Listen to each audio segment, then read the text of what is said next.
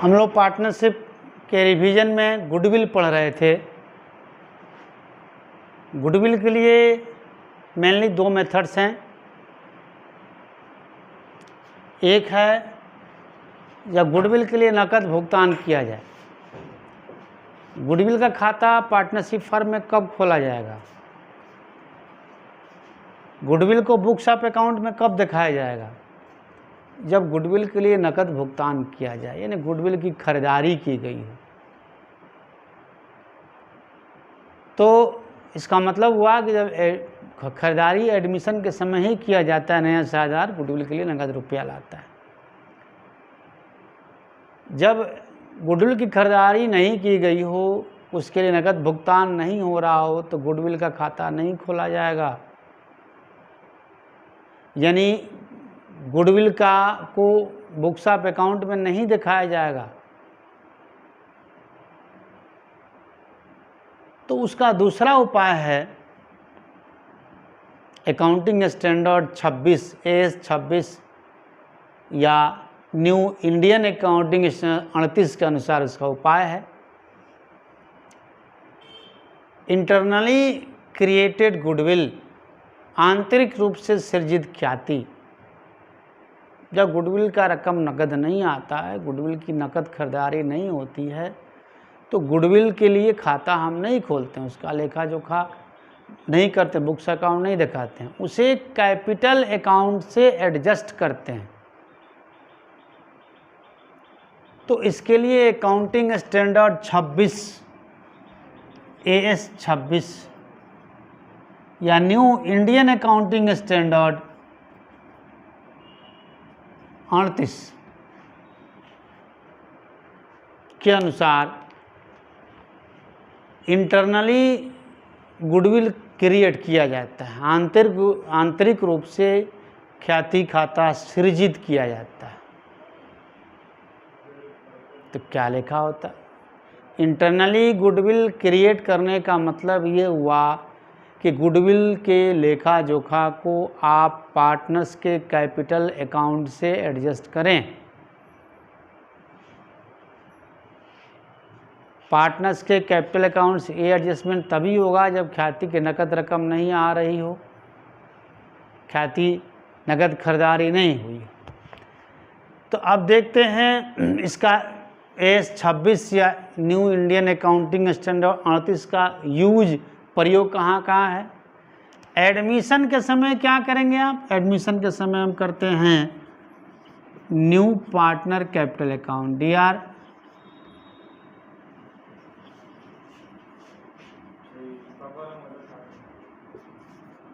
To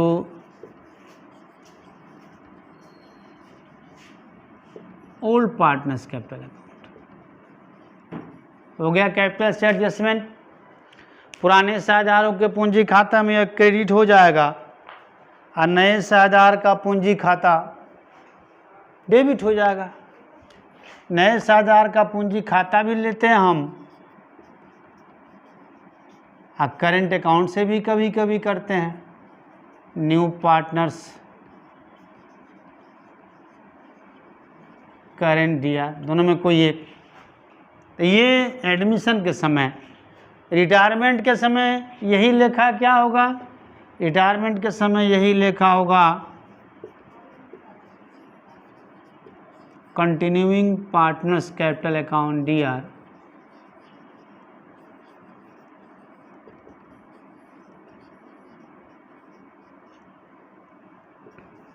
to retiring partners capital account.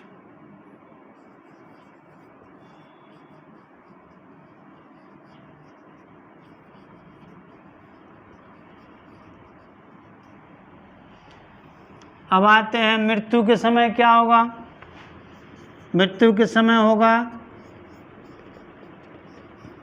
Continuing partners capital account DR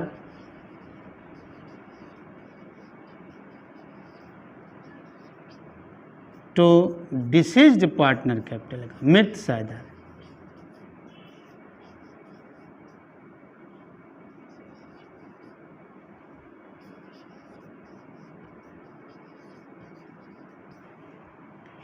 तो तीनों समय इसका एडमिशन, रिटायरमेंट, डेथ सब जगह इसका प्रयोग है। इन तीनों का एक कॉमन एंट्री क्या बनेगा? अब आप ये देखिए, ये तीनों का कॉमन एंट्री ये हुआ गेनिंग पार्टनर्स कैपिटल अकाउंट दिया, gaining partners capital account DR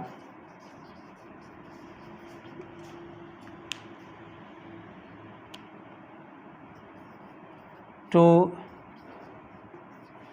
sacrificing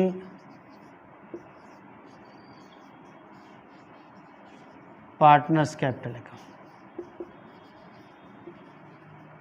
मतलब एडमिशन हो, रिटायरमेंट हो, डेथ हो, जो पार्टनर गेन कर रहा है उसके कैपिटल अकाउंट का आप डेबिट करें, जो सेक्रीफाइस कर रहा है उसके कैपिटल अकाउंट क्रेडिट करें। तो एडमिशन के समय इसको हम टेस्ट करके देख लेते हैं कौन गेन करता है। न्यू पार्टनर गेन करता है, इसलिए गेनिंग पार्टनर की जगह न्यू पार्टनर लिखा गया है। कौन सेक्रीफाइस करता है एडमिशन? ओल्ड पार्टनर सेक्रीफाइस करते हैं, इसलिए सेक्रीफाइसिंग पार्टनर कैपिटल अकाउंट की जगह old partner capital account create किया हमने।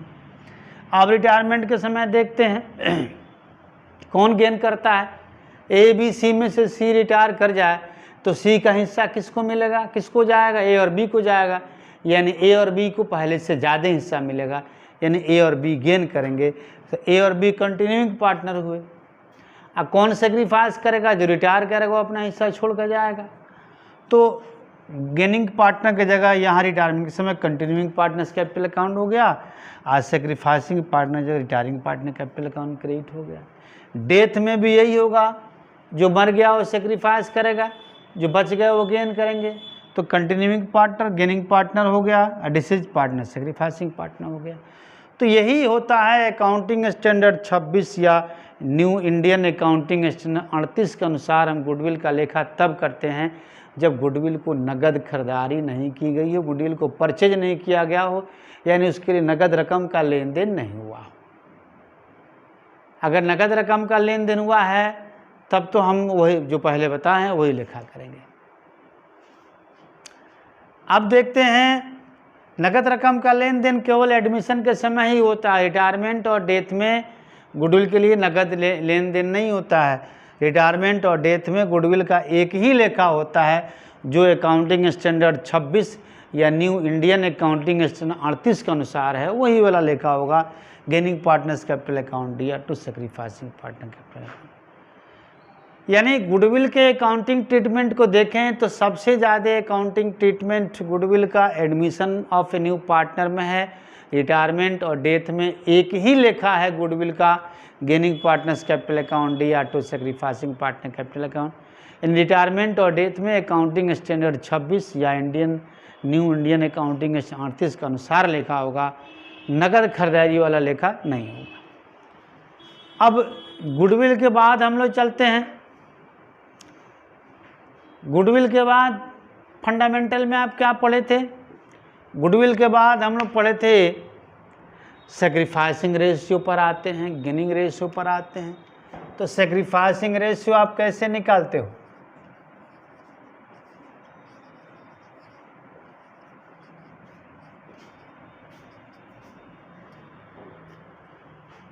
सेक्रीफाइसिंग रेशियो होता है old ratio minus new ratio.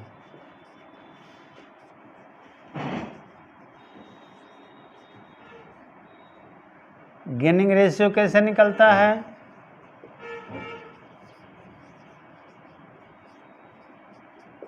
New ratio minus old ratio.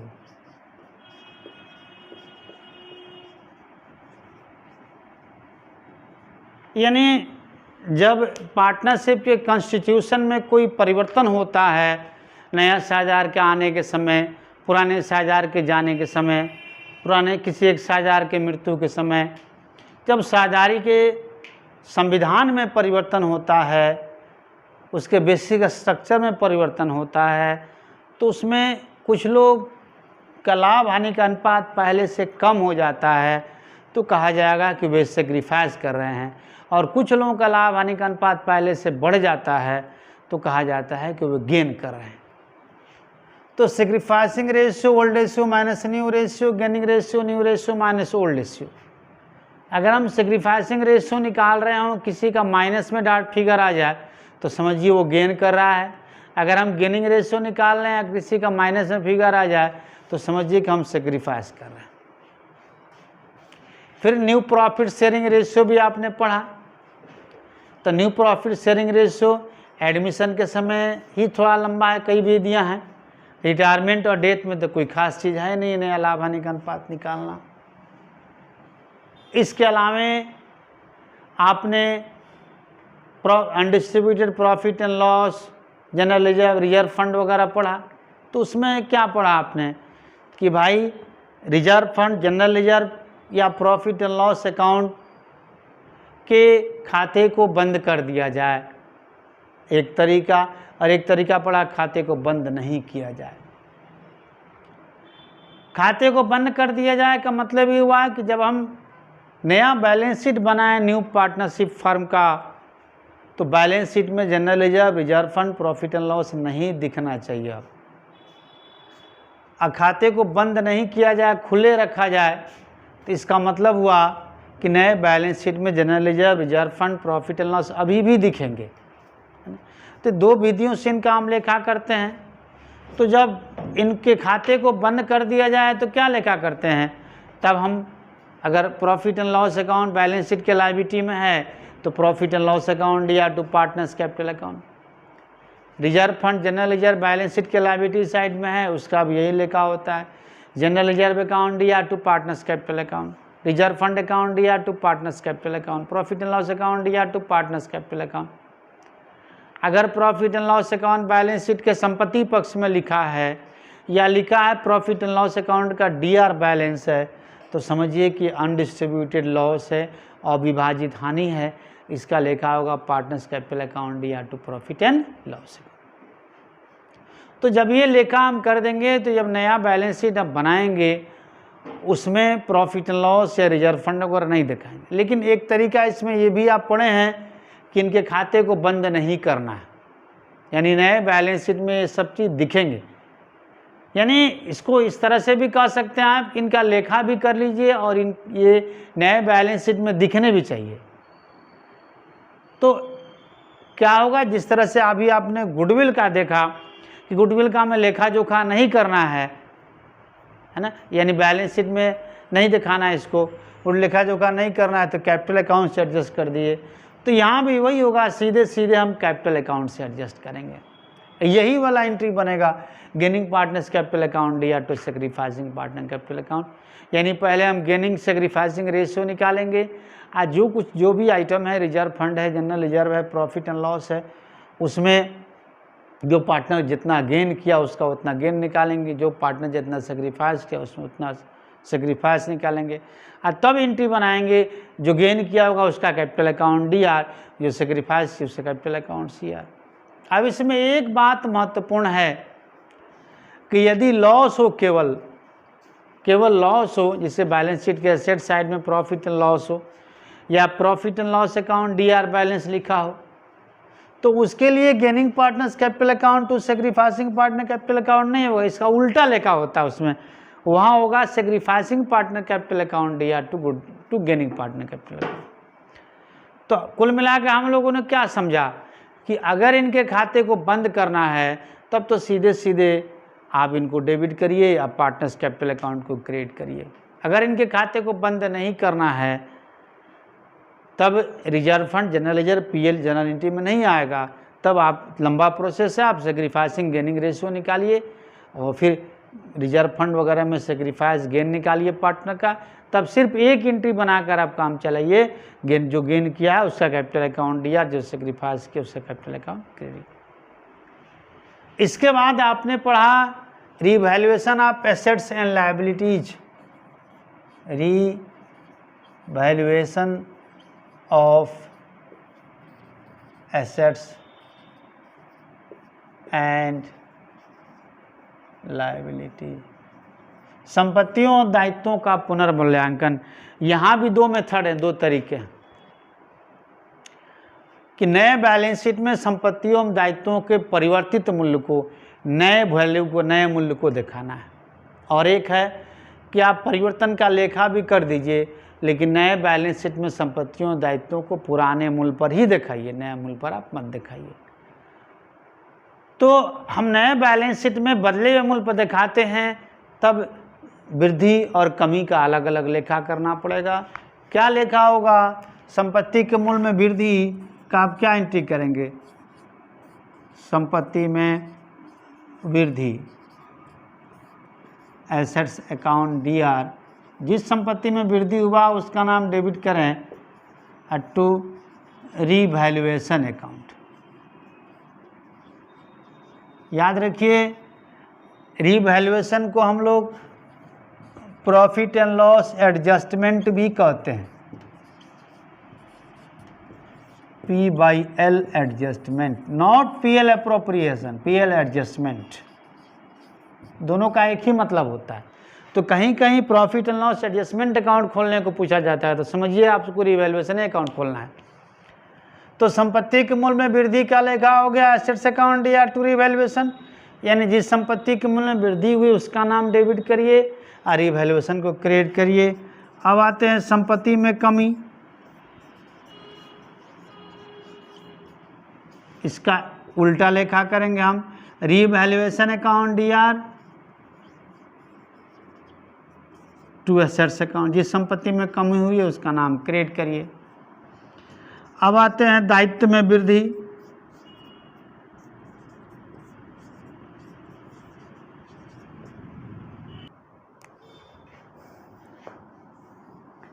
दायित्व के मूल्य में वृद्धि, रीवैल्यूएशन अकाउंट DR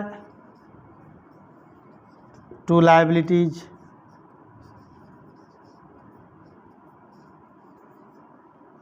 दायित्व के मूल्य में कमी,